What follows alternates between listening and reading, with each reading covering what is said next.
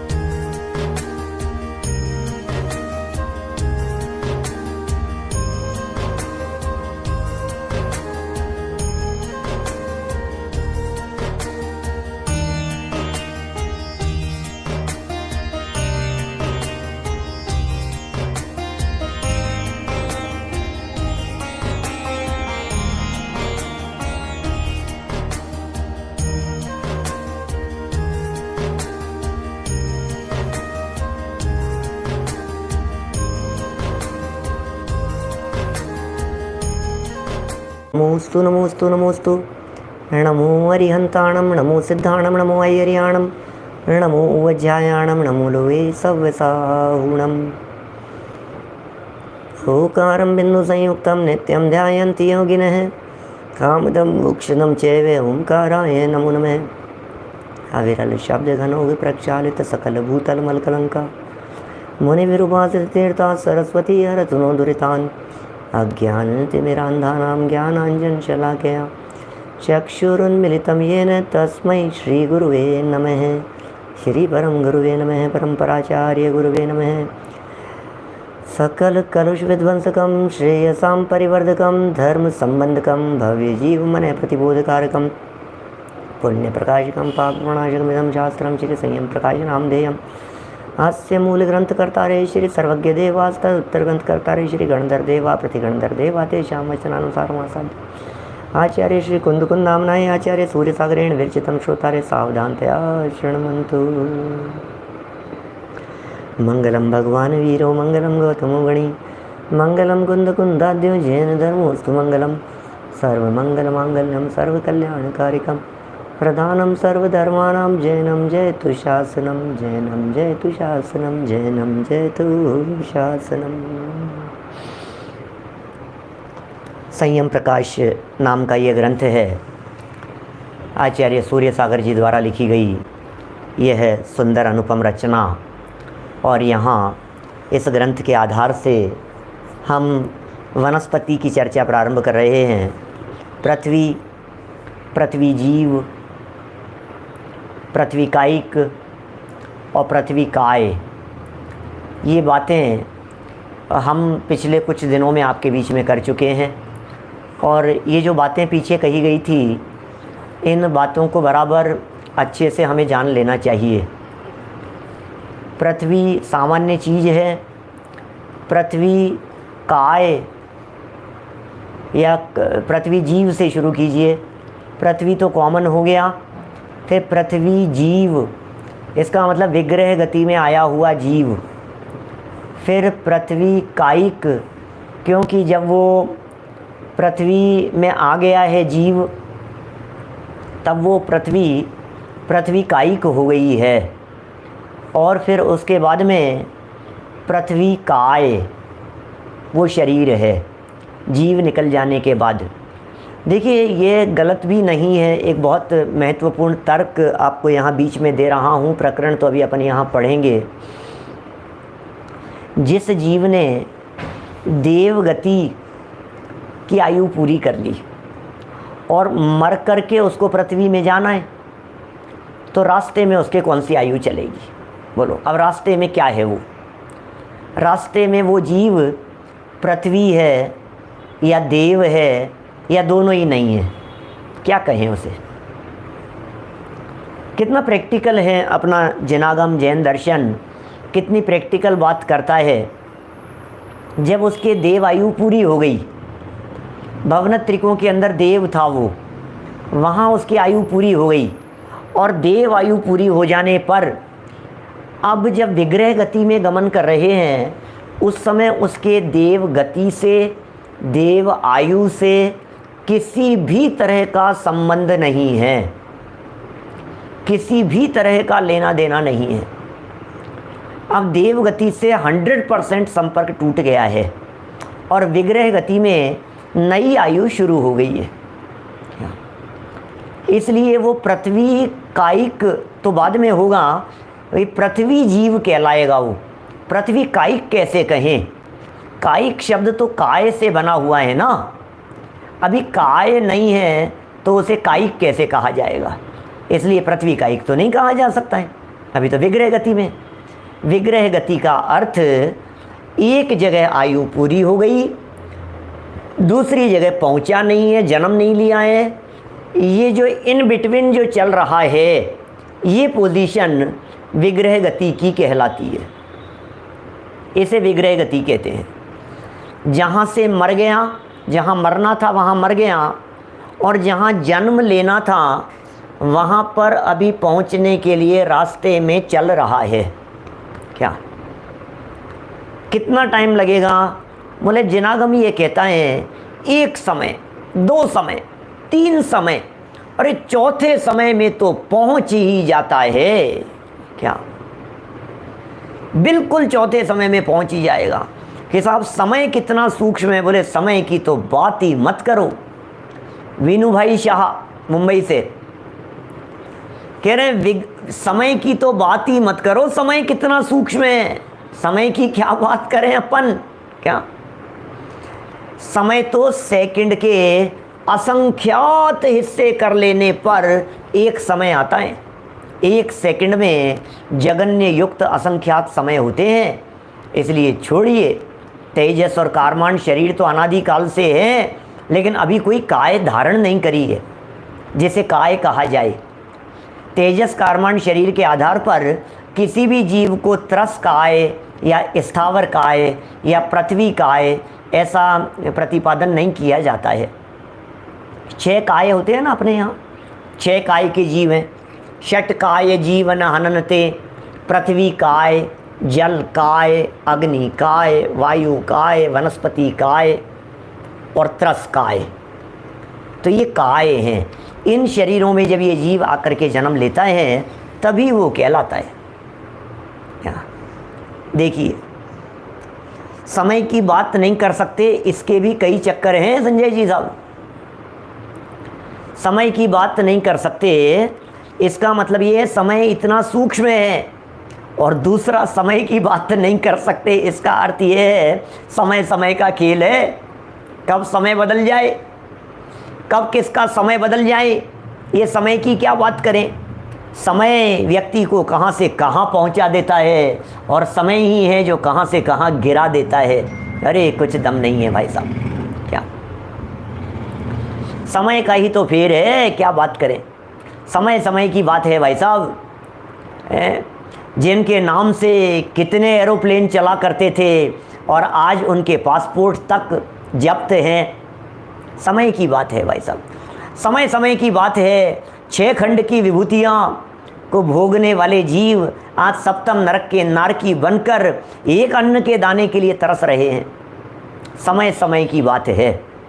एक वो समय था जब 365 दिन भोजन बनने के लिए 365 तरह के रसोइये लगते थे, और आज वो समय है कि 365 दिन में से एक भी दिन एक अन्न का दाना नसीब नहीं है।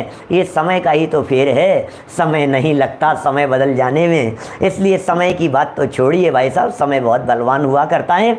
समय के बलवान की जब कभी चर्चा चले तो ऐसा समझ लेना काल लब्धि की वैल्यू बतला रहे हैं। जब कभी समय की कीमत की चर्चा चले तो ये समझ लेना कि काल लब्धि बलवान है, काल लब्धि पावरफुल है। काल लब्धि आ गई है भाई साहब, समय आ गया है। अरे समझने का काल आ गया है, सुधरने का काल आ गया है, संभलने का काल आ गया है, भगवान बनने का काल नज़दीक आ गया है। अरे अब भव समुद्र का किनारा नज़दीक आ गया है, ये बहुत अच्छा काल आ गया है। इसलिए मत कीजिए अब समय की बात, अब तो समय सुधर गया है, हैं? देखिए क्या कह रहे हैं, वनस्पति काय प्रकरण क्या चल रहा है, बात क्या चल रही थी। बात तो ऐसी है कि एक जगह से निकल गया और पृथ्वी में आकर के जन्म लिया नहीं है, तो उसे कुछ तो संज्ञा दी जानी चाहिए। तो जिनागम में ये कहा है, यदि वो जीव पृथ्वी में आकर के जन्म लेने वाला था तो रास्ते में उसे पृथ्वी काय कह दिया, पृथ्वी जीव कह दिया, सॉरी। यदि वो जीव जल में आकर के जन्म लेने वाला था तो जिनागम ने ये कह दिया कि रास्ते में उसे जल जीव कह दीजिए। यदि वो जीव मरकर के वनस्पति में जन्म लेने के लिए आने वाला था तो उसे वनस्पति जीव कह दीजिए। विग्रह गति, सिर्फ विग्रह गति जितना सा काल है, क्योंकि विग्रह गति के पहले वो देव गति का जीव था, विग्रह गति के पहले वो त्रियंच गति का जीव था, विग्रह गति के पहले वो किसी और गति का जीव था। इसलिए विग्रह गति के पहले भी नहीं और विग्रह गति के बाद में भी वो तो कायिक हो गया है। पृथ्वी कायिक, जल कायिक, अग्नि कायिक, वायु कायिक, वनस्पति कायिक में बदल गया है। ये तो बीच के 3-4 समय की बात है। इसका मतलब जिनागम कितना सूक्ष्म प्रतिपादन करता है। एकम दो तीन वाना हार के 1 2 3 4 समय बस मैक्स टाइम कह दिया है। मैक्सिमम से मैक्सिमम 1 2 3 4 समय की बात है। इतने से समय मात्र के लिए भी उसे एक अलग नाम से पुकारा जाना जिनागम को अभिष्ट है, इसलिए उसे अलग नाम दे दिया गया है। और फिर जीव निकल करके चला गया। अब क्या कहेंगे भाई साहब, अब क्या कहें, अब तो काय काय पड़ी रह गई है। क्या, अब तो ये शरीर पड़ा रह गया है। काया प्यारी पड़ी रही, बस परदेसी हुआ रवाना, काया प्यारी पड़ी रही। क्या है ना, पहले बहुत चला करती थी ये, नाटिका के रूप में मंचन करते थे स्टेज पर मंचन करने वाले।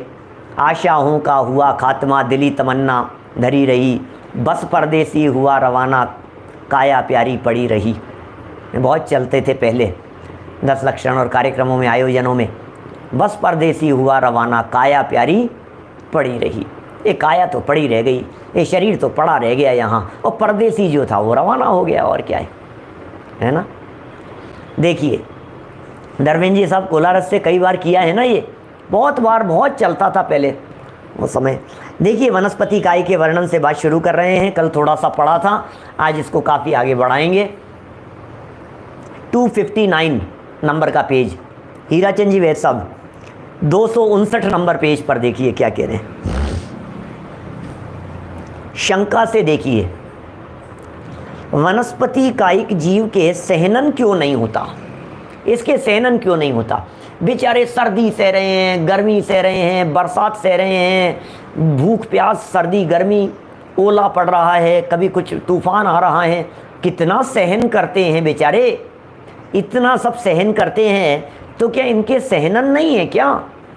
पहाड़ों के इनके सहनन नहीं है क्या, पृथ्वी कायिक जीवों के इनके सहनन नहीं है क्या, क्या वनस्पति कायिक जीव के जीवन में सहनन नहीं है। देखो कह रहे हैं उत्तर, जिस जीव के स्थावर नाम कर्म के भेद वनस्पति नाम कर्म का उदय रहता है। स्थावर नाम कर्म का भेद है, वनस्पति नाम कर्म का उदय रहता है, उसके संहनन नाम कर्म का उदय नहीं रहता।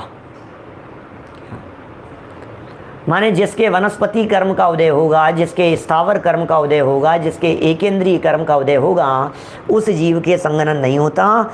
क्योंकि ये वाक्य कल अपन ने पढ़ा था, क्योंकि स्थावर नाम कर्म, क्योंकि स्थावर नाम कर्म और संघनन नाम कर्म के परस्पर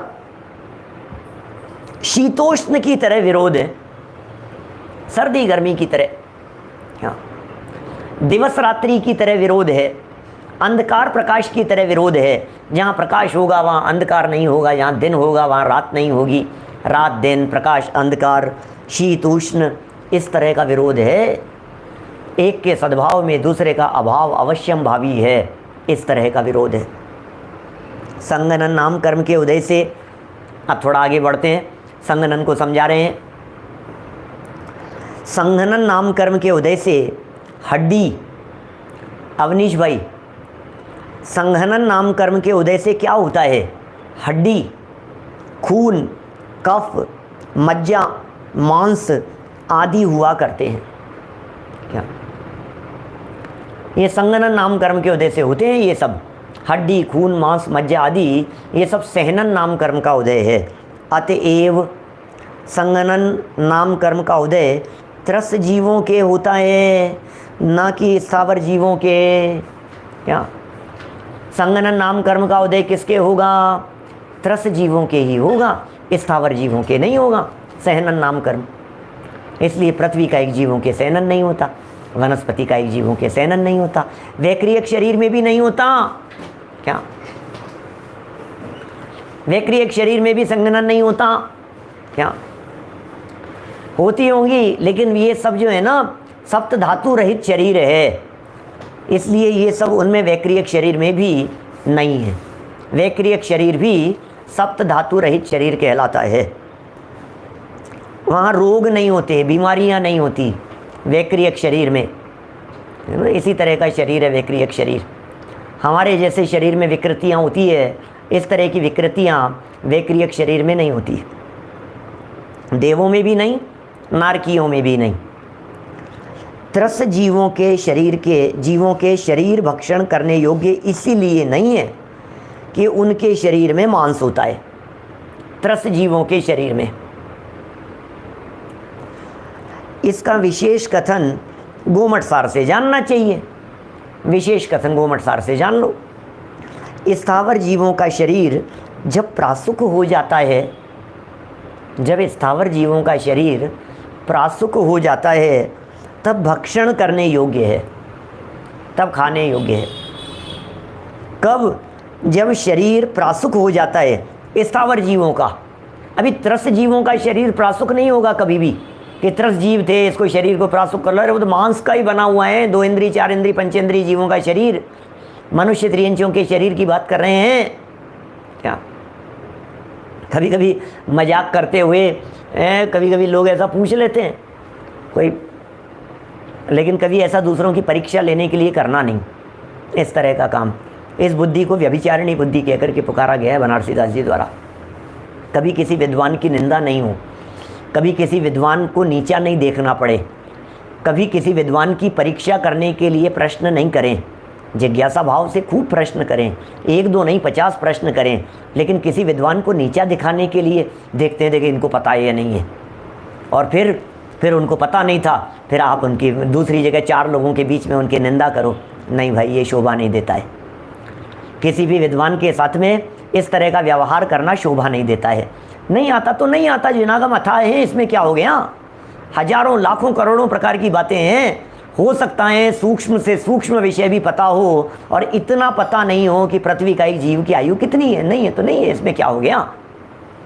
पर नारी संग पर बुद्धि को परखी वो, ये बनारसी दास जी ने परिस्त्री सेवन, निश्चय परिस्त्री सेवन के संबंध में इतना सुंदर वाक्य लिखा है।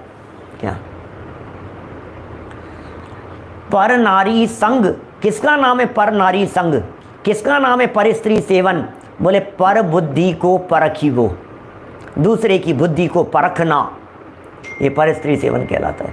मैं आपको बात कहूं, एक विद्वान से यदि आपको किसी एक प्रश्न का उत्तर मिल गया है, ध्यान देना, किसी एक विद्वान से एक प्रश्न का उत्तर मिल गया है, तो आप दूसरे विद्वान से वो प्रश्न नहीं पूछेंगे।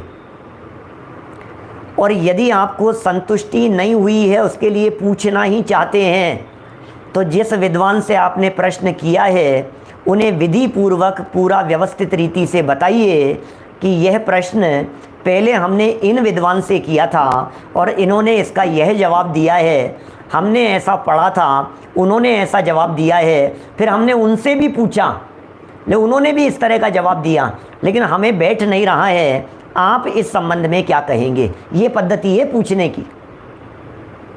जबकि होता क्या है, आप 4 विद्वानों से पूछते हैं, फिर चारों विद्वानों के अंदर आपस में लड़ाने की बात करते हैं। एक विद्वान ने अलग अपेक्षा से जवाब दिया, दूसरे विद्वान को क्या पता था कि उसने अपनी अपेक्षा से बात कह दी। अब आपने कहा वो ये कहते हैं, वो ये कहते हैं। अरे भाई, जब आपने दूसरे से पूछा था तो उसको बताना चाहिए था ना कि पहले विद्वान की ये अपेक्षाएं।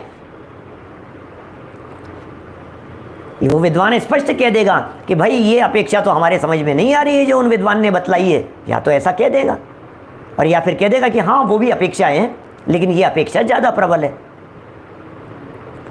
वाचना, प्रचना, अनुप्रेक्षा, आमनाय, धर्मोपदेश, ये स्वाध्याय के 5 अंग हैं। मैं प्रचना की कला सिखा रहा हूँ। प्रचना कैसे?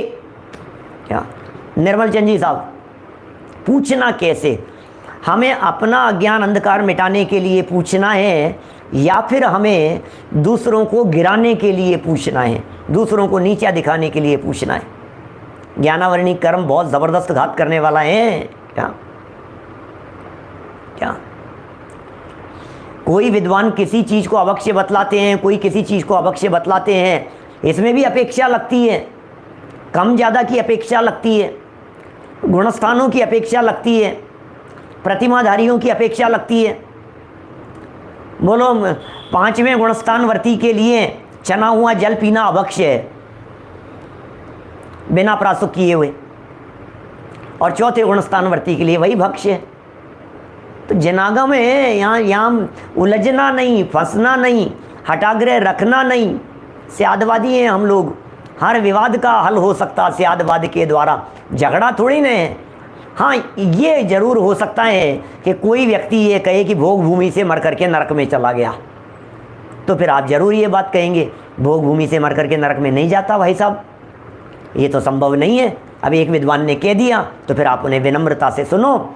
इसमें भी आपको यदि उनकी गलती पकड़ में आ गई है तो आप बहुत विनम्रता से, बहुत सरलता से उन्हें एकांत में बुला करके ये कह दीजिए कि भैया यहाँ ये बात गलत है, बस आगे नहीं चले। यदि वे विद्वान उचित समझेंगे तो उस गलती को भरी सभा में सुधार करके बतला देंगे जिससे वो डुप्लीकेट नहीं हो। ये बहुत तरह की बातें हैं।